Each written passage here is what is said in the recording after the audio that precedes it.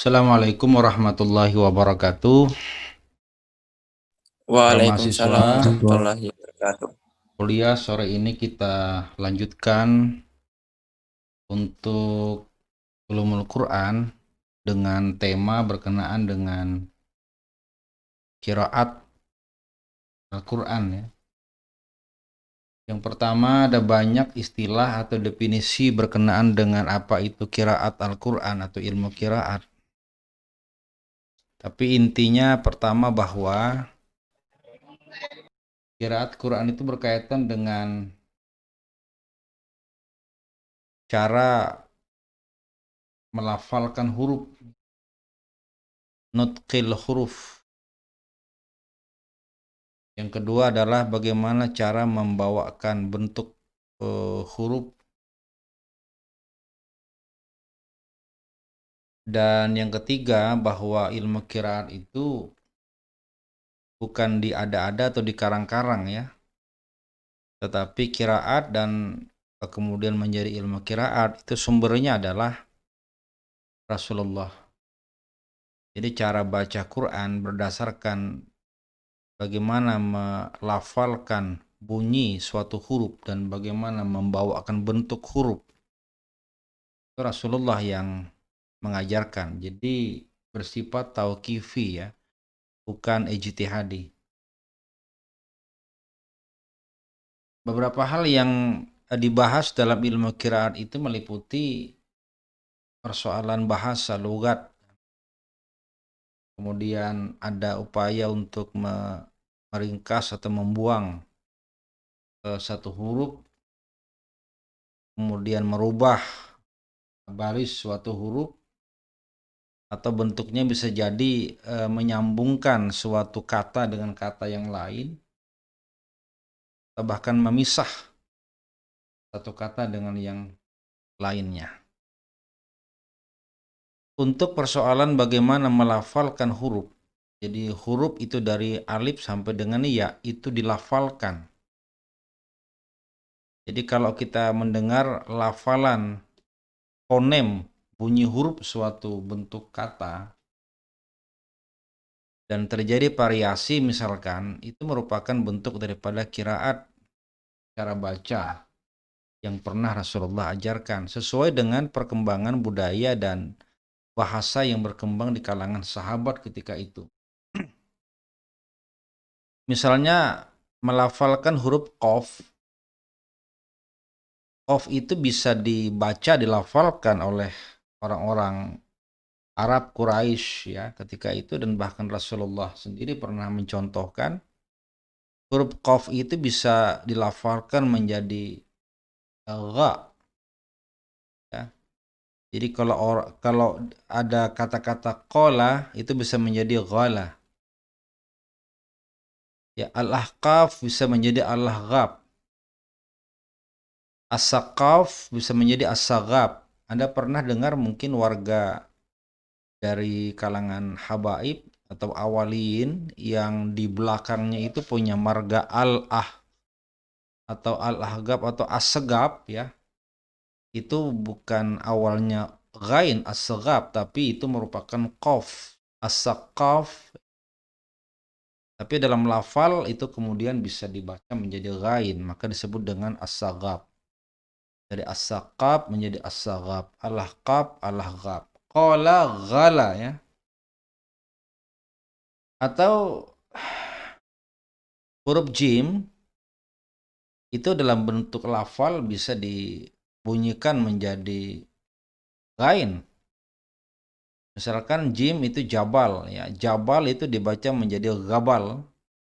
Makanya kalau ada orang bernama Jamaluddin itu bisa disebut dengan lafal Gamaluddin. Jamal Abdul Nasser, tokoh di Mesir itu di dituturkan dalam bentuk fonem juga menjadi Gamal Abdul Nasser. Itu adalah kaifiyatun nutqil huruf, cara bagaimana melafalkan suatu huruf. Atau bagaimana ada huruf, bagaimana kemudian membawakan huruf itu ya. Perubahan dalam bentuk datar, miring atau setengah miring. Jadi kalau wadduha itu datar, tapi kalau Anda pernah ada orang membaca Quran dengan kata-kata seperti wadduhe, wadduha, wadduhe, itu jangan disalah pahami, itu merupakan bentuk daripada qiraat. Ya. Muammar MZ dalam beberapa kaset itu kalau kita dengar dia membaca contoh bagaimana qiraat ya, dari harakat fathah itu kemudian menjadi miring atau imalah ya. Jadi wadduha menjadi wadduhe, walaili idza saja, walaili idza saja ya. Tapi tidak semua A itu menjadi E. Tidak semua A menjadi E karena ada acuannya ya. Jadi bukan semau-maunya, bukan seenak-enaknya mentang-mentang A lalu dengan dalih itu merupakan qiraat, kemudian semua A dirubah menjadi E, yang enggak juga. Karena mengacu kepada contoh Nabi, Rasulullah lah yang mencontohkan. Jadi yang kedua ini bicara soal bagaimana membawakan bentuk huruf. Bismillahi wa majreha ya. Majre atau majre, jadi ada yang imalah, ada yang taklil ya, miring atau setengah miring. Kalau datar ya fathah, jadi antara A di tengah-tengahnya E, miring lagi E, jadi A, E. Itu adalah bagaimana cara membawakan huruf. Nah, itu merupakan kawasan daripada ilmu qiraat. Di samping bentuk suatu huruf. Kemudian yang kedua, bagaimana sejarah munculnya qiraat dan ilmu qiraat? Kita katakan bahwa sumber qiraat itu adalah Rasulullah. Cara baca Quran, nutkil huruf dan adaul huruf itu sumbernya adalah Rasulullah. Jadi bersifat tauqifi ya, bukan ijtihadi. Bukan hasil pemahaman dari para ulama Quran, tapi Rasulullah yang telah mencontohkan cara baca dan membawakan huruf Al-Quran. Pada abad kedua Hijriah, itu sahabat itu kemudian memakai salah satu cara baca Al-Quran. Ya. Dan kemudian murid-muridnya mengikuti cara baca itu. Maka awal mula yang membentuk satu kaedah penyusunan qiraat, jadi suatu ilmu qiraat, itu pada abad kedua Hijriah, ketika salah seorang ulama bernama Abu Ubaidah Al-Qasim bin Salam pada 244 Hijriah kewafatannya, itu merupakan tokoh atau ulama yang berjasa untuk menyusun ilmu qiraat. Pada mulanya sejarahnya adalah bahwa ketika suatu saat Sayyidina Umar bin Khattab itu berdebat dengan sahabatnya bernama Hisham bin Hakim ya. Hisham itu pernah sholat membaca ayat Al-Quran dengan cara baca yang dia dengar dari Rasulullah. Tapi kemudian ayat yang dibaca itu oleh Umar bin Khattab dirasa cukup berbeda cara bacanya. Membaca surat Al-Furqan, Umar mendengar bacaan Hisham bin Hakim itu kok berbeda cara bacanya. Akhirnya terjadi perdebatan. Umar merasa bahwa bacaan Hisham bin Hakim itu salah. Yang benar itu bacaan seperti bacaannya Umar bin Khattab. Dan sebaliknya, Hisham bin Hakim juga mengklaim bahwa bacaan dia yang paling benar. Bukan seperti bacaannya Umar bin Khattab. Maka terjadi perdebatan. Akhirnya kedua sahabat ini mendatangi Rasulullah dan menyampaikan bahwa mereka memiliki cara baca masing-masing. Ketika Rasulullah memerintahkan Hisham bin Hakim untuk membaca bacaannya, dan setelah itu kemudian Rasulullah bersabda, apa kata Rasulullah? Hakadza unzilat. Seperti itulah Quran diturunkan memang. Inna hadzal Qur'an unzila ala sab'ati ahrufin faqra'u ma tayassara min.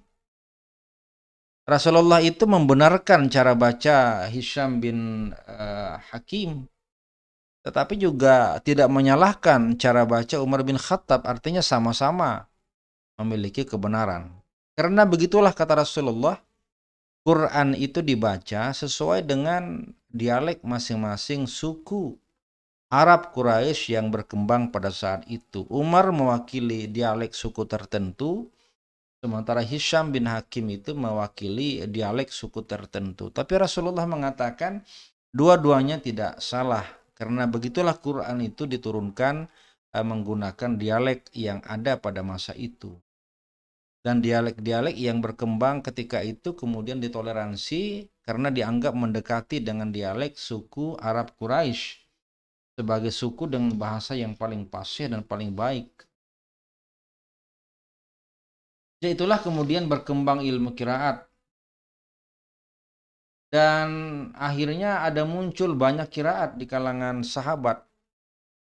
Ada sampai 20, ada yang menyebutkan 15, 14, 10. Kemudian Ibnu Mujahid itu meringkas dari sekian banyak qiraat yang berkembang dan tersebar di beberapa kalangan. Akhirnya Imam Mujahid atau Ibnu Mujahid itu meringkas menjadi 7 qiraat. 7 qiraat yang kemudian terkenal ya dalam beberapa topik pembahasan ilmu qiraat. Jadi imam qiraat yang 7. Yang pertama adalah Ibnu Katsir, itu imam qiraat atau ahli qiraat yang tersohor. Ibnu Katsir, kemudian Nafi ya, Nafi bin Nuaim. Ketiga itu ada Abu Amr. Ada Abu Amr. Lalu ada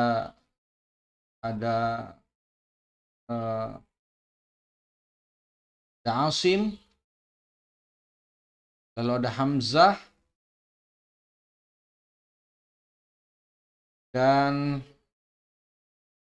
ya Ibnu Umar. Jadi ada 7 tokoh yang terkenal yang disebut sebagai qiraat 7 yang disimpelkan oleh Imam Ibnu Mujahid dari sekian banyak qiraat. Meskipun kemudian upaya Ibnu Mujahid menyimpelkan kepada 7 qiraat itu mendapat tantangan di kalangan para ulama-ulama. Kata-kata 7 qiraat itu kemudian tidak mutlak persis yang dimaksud oleh hadis Nabi, bahwa inna unzila hadzal Qur'an ala sab'ati ahrufin. Quran diturunkan dengan 7 huruf. Quran diturunkan dengan 7 huruf itu tidak mutlak maknanya adalah diturunkan dengan 7 qiraat. Karena qiraat itu sejarahnya sejak awal cukup banyak. Hanya kebetulan angka 7 itu muncul oleh Ibnu Mujahid itu bertepatan atau bersamaan dengan hadis Nabi yang mengatakan inna hadzal Qur'an unzila ala sab'ati ahrufin. Quran ini diturunkan atas 7 huruf, bukan 7 qiraat. 7 huruf maksudnya 7 kaidah atau 7 yang menjadi dialek yang ditoleransi dalam kedekatannya kepada dialek suku Arab Quraisy. Jadi hadis Nabi itu tidak dimaksudkan sebagai 7 qiraat karena itu tidak sesuai dengan sejarah. Kemudian apa gunanya dan pengaruhnya kepada hukum? Ada banyak ya pengaruh hukum daripada qiraat. Akibat kita kemudian membaca Quran dengan qiraat, dengan cara baca dan baris yang berbeda, itu menyebabkan hukum juga berbeda-beda. Pertama tentang misalkan cara baca fathah atau kasrah. Dalam surat Al-Maidah, surat yang ke 5 ya, ayat ke 6 itu, ketika perintah berkenaan dengan wudu. Faghsilu wujuhakum wa aydiyakum ilal marafiq wamsahu bi ru'usikum wa arjulakum. Nah, itu ada kata-kata faghsilu wujuhakum wa aydiyakum wamsahu bi ru'usikum. Wamsahu bi ru'usikum wa Bisa wa arjulakum, bisa wa arjulikum. Wamsahu biru'usikum, faghsilu wujuhakum wa aydiyakum ilal marafiq wamsahu biru'usikum kemudian wa arjulakum atau wa arjulikum. Kenapa dibaca boleh dua-duanya? Itu sekaligus memberikan implikasi hukum ya. Kalau kita baca misalkan faghsilu wujuhakum wa aydiyakum ilal marafiq wamsahu biru'usikum wa arjulikum. Nah, maka kalau faghsilu wamsahu biru'usikum wa arjulikum, usaplah sebahagian kepalamu dan sebahagian kakimu. Maka artinya kalau kita ngebaca kasrah wa arjulikum itu nanti kembalinya sama dengan wamsahu biru'usikum. Kalau sebahagian kepala saja diusap, maka kaki pun cukup diusap saja sebahagian. Tapi kalau kemudian dibaca faghsilu wujuhakum wa aydiyakum ilal marafiq wamsahu biru'usikum wa arjulakum, itu nanti kembalinya ke faghsilu wujuhakum wa arjulakum. Jadi dibasuh. Kalau muka itu dibasuh, maka kaki juga dibasuh. Oleh karena itu timbul kemudian hukum yang berbeda, dan ini fleksibel saja. Orang kadang-kadang membasuh kepala ya, atau kadang-kadang orang hanya mengusap sebahagian saja. Orang kadang-kadang membasuh semua kaki, mata kaki, atau orang kadang-kadang hanya mengusap sebahagian kaki saja. Itu implikasi hukum dari perbedaan cara baca. Kemudian implikasi dalam soal ayat tentang kewanitaan. Ada ayat yang berkenaan dengan bahwa wanita itu hanyalah dianjurkan untuk tinggal di rumah saja kan. Tinggal di rumah saja. Tapi kemudian ayat itu dibaca boleh jadi dengan mengatakan tinggal atau kemudian menetap di rumah atau bertenang-tenang di rumah. Nah, ini merupakan satu ungkapan yang memiliki implikasi hukum yang berbeda. Kalau wanita itu diperintahkan bertetap di rumah, artinya peran utama wanita hanyalah di rumah, membantu suami sebagai kepala rumah tangga di rumah. Dia tidak dianjurkan untuk keluar kecuali atas seizin sang suami. Maka hukum wanita wajib di rumah, sementara di luar itu hanya merupakan tambahan saja dan seizin suami. Itu kalau dipahami sebagai menetap. Tapi kalau ayat itu diartikan sebagai bertenang-tenang, wanita itu bertenang-tenang, maka boleh jadi bahwa wanita itu tidak semata-mata di rumah saja.